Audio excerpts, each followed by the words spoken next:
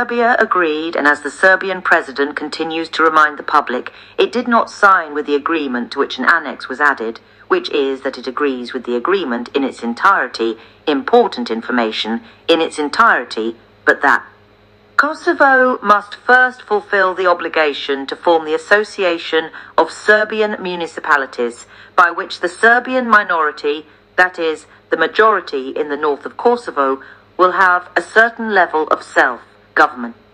It is unnecessary to analyze the Franco-German proposal itself point by point, because, as I said, the result is the de facto recognition of Kosovo's independence.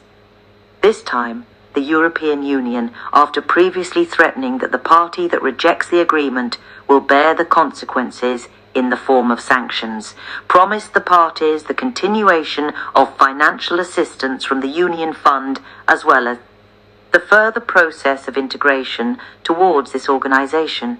In accordance with the progress and fulfillment of obligations from agreement, Serbian President Aleksandar Vučić returned from Ohrid, as I said, as a winner. He did not sign anything, and he conditioned Kosovo to establish the Union of Serbian Municipalities, which will have, as the Serbian side believes and wishes, a high degree of sovereignty that will guarantee Serbian citizens in Kosovo the security and functioning of their own institutions over which the Kosovo government will not have control. However, High Representative Josip Borrell, as well as many other world officials, spoke out and said that the agreement was orally accepted and became an obligation even though it was not signed.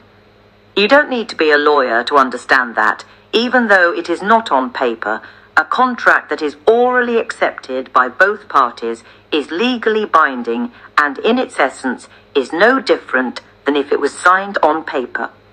From this, it follows that everything is solved. Yes, but only if you don't know people from the Balkans.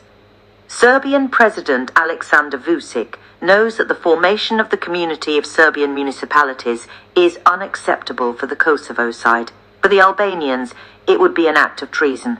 And for the Serbian side it is. Time buying.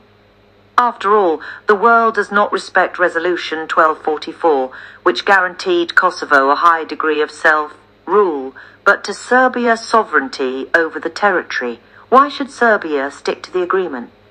Well, it has to. It is blackmailed.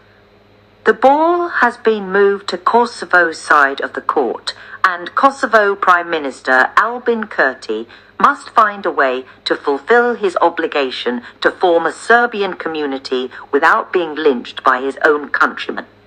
During that time, Serbia is hoping for a clearer direction in which the war in Ukraine will take place, a possible truce or the fall of Vladimir Putin that would give the Serbian leadership an alibi for possible moves in the future.